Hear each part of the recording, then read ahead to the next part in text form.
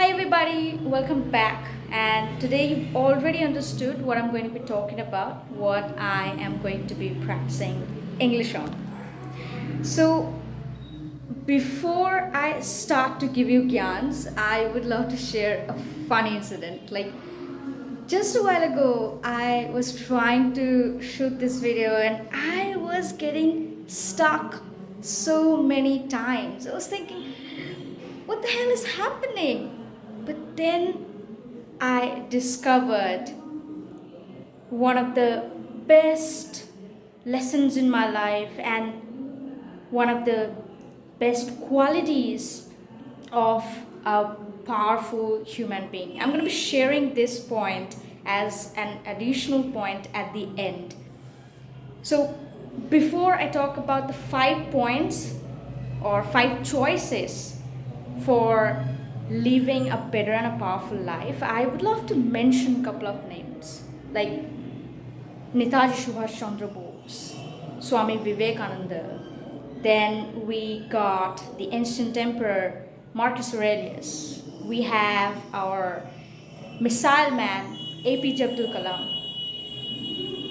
These people lived a powerful life. They had a powerful life not because they were holding a giant position, not because they were famous, but because they lived their life up to the values.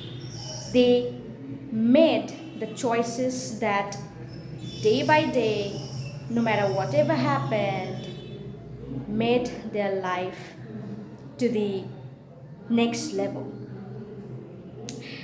So, it is our responsibility to bring the best version out of ourselves. And how we can do it, how we can do it by simply making good choices. As I mentioned, that's the only power we possess.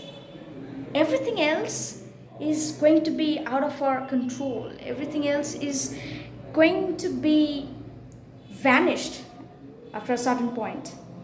So, further ado, I would love to jump into the 5 points that I have to talk on this topic. Let me share an experience with you, like how I come up with this idea that, oh, let's talk about this, some of my observations. So, a few years back, I got introduced with one of my favorite books, Meditations by Marcus Aurelius, by my trainer, my life guide.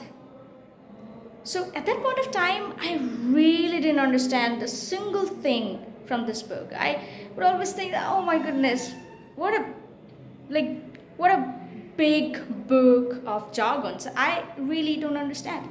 But as the time went on and I started to leave the book, I started to spend time with this book. I began to get the depth of it. So, my first point is from this one, getting out of the bed early. I want to share something. I've got a book over here. In the book number 5, like it starts with Marcus Aurelius's questions to himself when he was facing issue to get up. Like he was an emperor, but he was no different than us. He was a human being and he had the natural feelings like us. So he's saying that at dawn, when you have trouble getting out of bed, tell yourself, I have to go to work as a human being. When do I have to complain of if I'm going to do what I was born for? The things was brought into the world to do? Or is this what I was created for? To huddle under the blankets and stay warm? Then he is asking himself that, but it's nicer here. Again, he's arguing. So you were born to feel nice instead of doing things and experiencing them. Don't you see the plants, the birds and ants and spiders and bees going about their individual tasks, putting the world in order as best they can? And you're not willing to do your job as a human being? Why aren't you running to do what your nature demands? So, that's exactly what happens to us. When we get up, the first thing comes in our mind is, wow, it's very comfortable here. I don't want to get out of bed. When it's about joining the class in the morning, no matter whatever you're learning, the first thing comes in our mind, oh, I really don't want to go for it. Why? Because it's our nature. We don't want to get out of our comfort. But what makes us different, what made Marcus Aurelius different, was the capability to ask questions on his beliefs, on his comfort. He was arguing with himself, and that made him get out of the bed. Why is it important to get out of bed early? Because that's the time we make a choice for our life. That's how we start to work on our goal. I have a purpose in my life. I want to do something best, but how can I expect a great discovery out of me when I cannot ignore the comforts in life? Like a general of the army to protect the country is never chosen out of the ordinary people, is never chosen randomly. Oh, okay, I see this man and he is going to be the general of the army. No, he who makes the choice to be the hard one, to be the harsh one, and he has got the gut to say no to the comfort, is the one who will be able to protect the country. For us, we don't even need to protect the country, we need to protect our own purpose, own goal.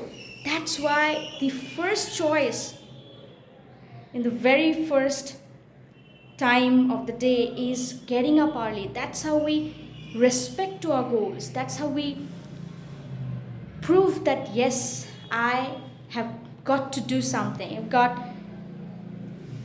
a dream to achieve. Now, it's not about the morning always. Like for me, maybe it is the eighth wonder of the world to wake up early in the morning due to the night shift, and I may not get the second opportunity to see the morning again. But I am also not going to be making the choice to toss and turn on the bed because I am not getting in the early in the morning. For me, waking up before the emergency moment is the time to start to work on myself. Like while I'm doing the 12 a.m. of shift right now, I try to get up at least 3 hours before my cab arrives, before I set out for the office, because I don't want to live a life of simply living it. That I'm waking up, getting out, eating, doing all the stuffs that I need to do there at the office and getting back, and that's it. Life is finished there. No, I've got the responsibility to improve my life. That's why the time doesn't matter. It doesn't matter if it is morning or night, whether I'm able to ignore the bed as soon as I realize that yes, I have the other works to do. So getting up early is the first choice for everyone out there to be powerful, to make the life better. Like it's a small choice, but easier said than done. It's a very tiny thing that one may hardly see. Even sometimes I've seen people saying, oh, it's not a great deal. But this is the number one thing that helps us to get started with the other ones. If you face the issue to get up early, believe me, it's absolutely okay. You are not an alien, you are a human being. I'm a human being. I cannot really think that, oh wow, I'm powerful. I think like getting up and I can leave my bed easily. But no, it doesn't happen. But still, we have to do it because you know what you are made for, you know what you are going to be doing. The second one is one of my favorite, not putting things off. Marcus Aurelius is talking about how the time is ticking away. Like, I was watching Ryan Holiday video and I got this specific Latin phrase that's called tempus fugit. Time is ticking away. Like, we never know what's going to be happening in the very next moment. So what are we waiting for? What are we getting that confirmation from? Tomorrow I'll wake up and I will get done with the work, whether it never ever is actually true. It can be any small thing, whether reading just a page from a book, whether practicing for 30 minutes a day, or going out for a walk or for a run. We always put things off, thinking that time is there for me, time is going to be there forever. But no, every passing second is past. Just a while ago it was afternoon and now it's night. So how can I rely upon time when I have very short of it? Putting things off is one of the worst habits of human being. We feel as if this can be done at any point of time. Why don't we create the emergency in our life? Putting all the things off is a sign that we are taking life for granted. We are taking our dreams for granted. We say that I've got a purpose because everybody else says that. But am I serious about it? This is one of the qualities of a person with purpose in life, that they think that I may not get the opportunity in the next moment. I may not be able to wake up. Now, it may sound a bit deep, but it's true. Who knows that I will be not dead in the very next moment. So how can I put things off? I cannot. So not putting things off is the power, is one of the values that we have to live. If you have got the purpose in life, if you have a dream, you know that you don't have time. You know that I anyway have to do it. Anyway, I have to learn this language. Anyway, I have to learn this skill. Anyway, I gotta go out and explore myself. Anyway, I gotta test myself. There's no time for me. As Marcus Aurelius has written there, that once it's gone, it's never ever going to get back. It's never gonna get back. So I cannot take it for granted. I cannot take the risk to lose a single second because I know how valuable it is. The third one, moving forward.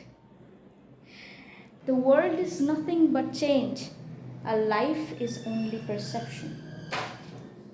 So the thing is that everything that is happening to us is changing. Whether it is a happy moment, whether it is a sad moment, no matter whatever we are experiencing, it's not going to be permanent. It's never going to be there forever. So if we are celebrating on one of our achievements, if we are getting through the resentment because we've lost something, we cannot stay stuck to it. We must not stay stuck to it, because life doesn't end here. Again, I always love to talk about the dreams, the purpose, because I have one. I want to live a life that makes me add a value to the world, that makes me a good characteristic. We must forget the past. Obviously, we should extract the lesson from what we have been through, but we cannot stick to it. I had this habit a lot. Maybe still some of it is left in me right now, like where I think, oh, why has it happened? I cannot move on. It's it's it's a it's a weak quality of a human being, that we cannot move on. We cannot really think out of what has happened. We think that, oh, yes, I am done with it. Yes, it has happened. Now, what's next? I have learned the basic level of English. Now, I cannot enjoy that. Wow, I've learned it and it's going to be there forever. It's everything. No, it's not everything. I have to learn the intermediate level now. I have to learn the advanced level right now. So whether I learned the basic or I failed so many times, I gotta move on. I have to try to learn the next one right now. So never remaining stuck to it. I don't know if I've been able to describe it properly, but I cannot stay in a specific moment thinking it is the end, because until unless die, I have got the next level to discover, next level to cross. The next one is, I can say that I learned during the lockdown that it's up to me what I learn, what lesson I want to extract from the moment, from somebody, from whatever I get in my life. So during the lockdown, we saw two types of people. One who got lost, who got addicted with some bad habits, who started to live the life in a negative way, and who suffered mentally a lot. Now, it was a moment where anxiety was all over our life, where we were always in the palpitation of how the next moment is going to be. But on the other hand, some people took the advantage of the moment. People started their own YouTube channel. People started their own business. People learned skills. So that's how it is up to me how I'm going to be taking the situation, how it looks like to me. A moment, a situation that can both be bad or good, but it's up to me what I want to learn. You can learn good things from good people, but you also can learn something from the bad people. Although the concept is really vague, or I should not discriminate anything called good and bad, but anything negative can teach us. We can get into depression. Oh my goodness, this is so cruel, this is so negative, but what can I learn from it? Something really unexpected happened to me. What can I learn from it? I always give the example of Thomas Edison when he went through the giant fire of the laboratory, or I don't know if it is factory, I don't remember exactly.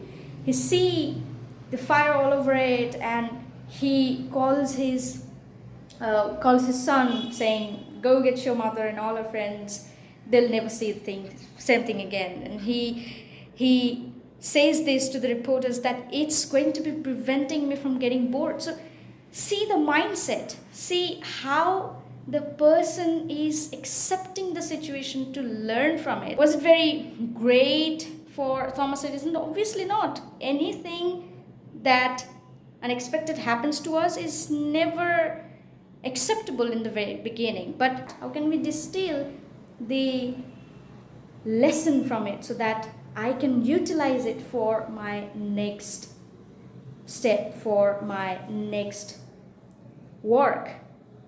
So as he did, he rebuilt it, and he utilized that negative situation for becoming the stronger one. We gotta do the same. We have to deal with the moments as if we are the student of it, and that's another quality. We must remain a student, and these habit to learn something from all the situation teaches us that I still have the hope, I still have the faith. So it's up to me if I want to learn from something, or I want to simply throw tantrum that, oh, it wasn't very fair to me. Number 5, I was thinking about it, and I was not able to figure it out. What happened yesterday, I was talking to a couple of my colleagues, and all of a sudden I got the realization that sometimes what happens, we try to be the favorite one to the people, and we actually lose our freedom. So not to be the favorite one. I experienced it so many times that when I try to please others, when I try to be the famous one, I actually give away my freedom of choice. I give away my freedom of words. I cannot tell them the truth. I cannot tell them what wrong is going on.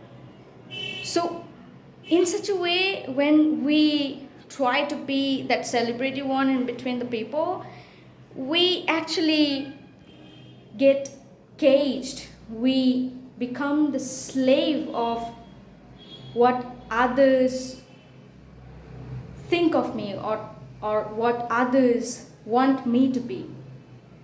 When I try to associate with all the people, I must also associate with their own habits, with how they are living their life. So when I try to become the one that, oh, I don't want to make them feel uncomfortable with any of my words, they think that I'm a good one, I am losing the opportunity to make the best choices for me, because I am actually living their life, since I cannot face the truth. Now, I, in the very beginning, was talking about the lesson I again learned today when I was trying to shoot the video over and over again. That is not giving up.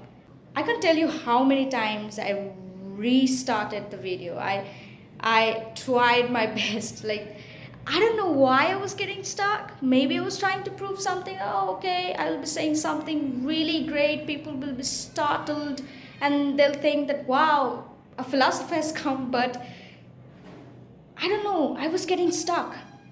But finally I'm here. I've been talking about this for more than 20 minutes, and I am doing it because I want to remind myself of what my responsibility is. Whatever the choices I've talked about, they're not for giving gyans. They are for myself. They are for my own values. Maybe it's not possible today, maybe it's not possible tomorrow, but one day it will be possible when I will see that purpose coming true, when I see that I am living that dream life of mine. So, giving up is never ever an option. No matter whatever you're doing, maybe you're failing over and over again. But the moment you think that it's not going on anymore, I don't believe I can do it, you're done. You are dying before even your death comes. So these were some of my points that I'm trying to practice. It's too long. I took some time to describe it. I got stuck so many times. But I thought that okay, let's practice it. Let's talk about it. Let's put my thought on all the values that can give me the opportunity to become a good characteristic, to have the betterment, to at least become valiant to face the reality. So that's it. If you have come to this point, congrats. You've earned one of the qualities of being patient with the nonsense. And if you've learned something from it, try to apply it. I don't know what I've been able to talk about, what value I have been able to add to your life, but it's our responsibility to make our life better. It's a responsibility to make the world better. So that's it. These were some of the points that we need to follow for a powerful, better life. Thanks a lot. You have a wonderful day. Stay ahead.